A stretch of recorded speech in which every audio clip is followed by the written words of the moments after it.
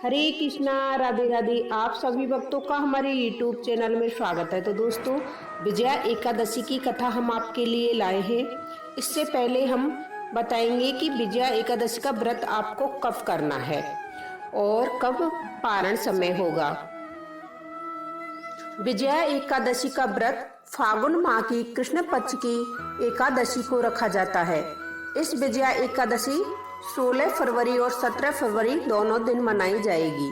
विजया एकादशी की तिथि का प्रारंभ 16 फरवरी को सुबह 5:32 पर होगा और इसका समापन 17 फरवरी को रात 2:49 पर होगा।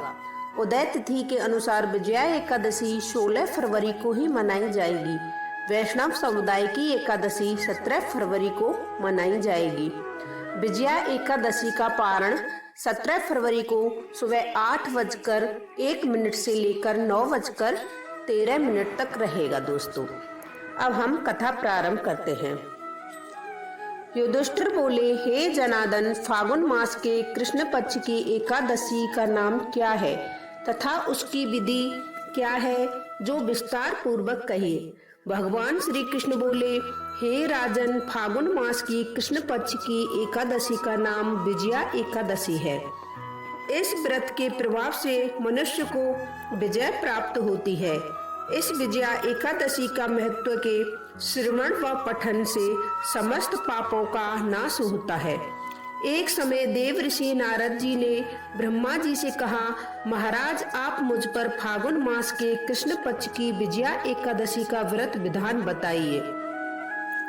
ब्रह्मा जी बोले, हे नारद, विजया एकादशी का व्रत पुराने तथा नए पापों को नष्ट करने वाला है।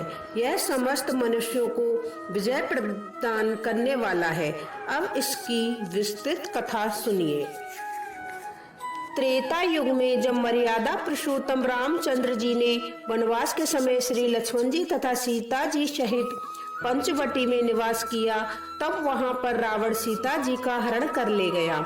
इस दुख से श्री रामचंद्र जी तथा लक्ष्मण जी अत्यंत व्याकुल हो गए और सीता जी की खोज में चल दिए। घूमते घूमते जब वे मरणासन जटायु के पास पहुंचे तो जटायु उन्हें सीता जी का वृत्तांत सुनाकर मृत्यु को प्राप्त हो गया। कुछ आगे जाकर उनकी सुग्रीव से मित्रता हुई और उन्होंने बलि का वध किया। हनुमान जी ने लंका में जाकर सीता जी का पता लगाया और वहां से लौटकर श्री रामचंद्र जी से सब समाचार कहे। श्री रामचंद्र जी ने सुग्रीव की संपत्ति से वानर सेना सहित लंका को प्रस्थान किया। जब श्री रामचंद्र जी समुद्र के किनारे पहुंचे, तब उन्होंने मगरमच्छ से युक्त उस आगंध समुद्र को देखकर लक्ष्मण जी से कहा, इस समुद्र को हम किस प्रकार पार करेंगे।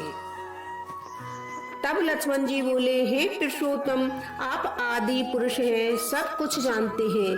यहाँ से आधा योजन दूर पर कुमारी द्वीप का वक्दालभ्य नाम के तेजस्वी मुनि रहते हैं। आप उनके पास जाकर इसका उपाय पूछिए। लक्ष्मण जी के इस प्रकार के वचन सुनकर श्री रामचंद्र जी वक्तालभ्य ऋषि के पास गए और उनको प्रणाम करके बैठ गए। मुनि उनको पहचान गए।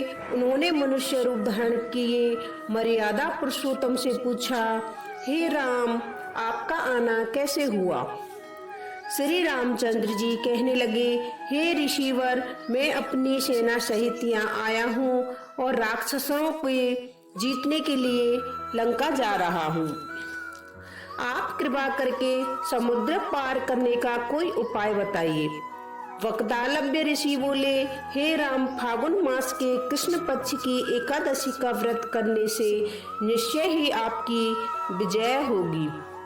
साथ ही आप समुद्र भी अवश्य पार कर लेंगे। इसके लिए आप दशमी के दिन स्वर्ण, चांदी, तांबे या मिट्टी का एक घड़ा बनाइए।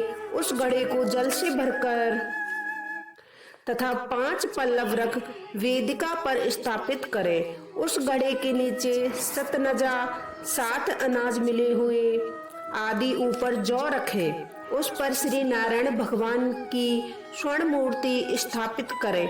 एकादशी के दिन स्नान आदि से निर्वत होकर धूप, दैव, नैवेद्य नारियल आदि से भगवान का पूजन करें। तत्पश्चात घड़े के सामने बैठकर दिन व्यतीत करें और रात्रि को भी उसी प्रकार बैठे रहकर जागरण करें। द्वादशी के दिन नित्य नियम से निर्वित होकर उस घड़े को ब्राह्मण को दे दें।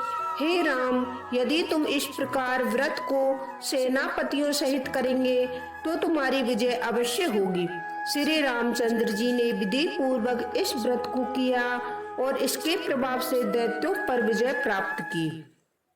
अतः हे राजन, जो कोई मनुष्य विधि पूर्वक इस व्रत को करेगा उसकी दोनों लोकों में अवश्य विजय होगी। श्री ब्रह्मा जी ने नारद जी से कहा, हे पुत्र, जो कोई इस व्रत का महत्व को पढ़ता है या सुनाता है उसे वाजपेयी यज्ञ का फल मिलता है। इस दिन दोस्तों एकादशी को फलाहार क्या करना चाहिए? कथा समाप्त हुई। अब हम फलाहार के बारे में बात करते हैं। इस दिन सिंगाड़े का सागर लेना चाहिए। सिंगाड़े, कूटो व दूध से बने पदार्थ, फल आदि आप सेवन कर सकते हैं।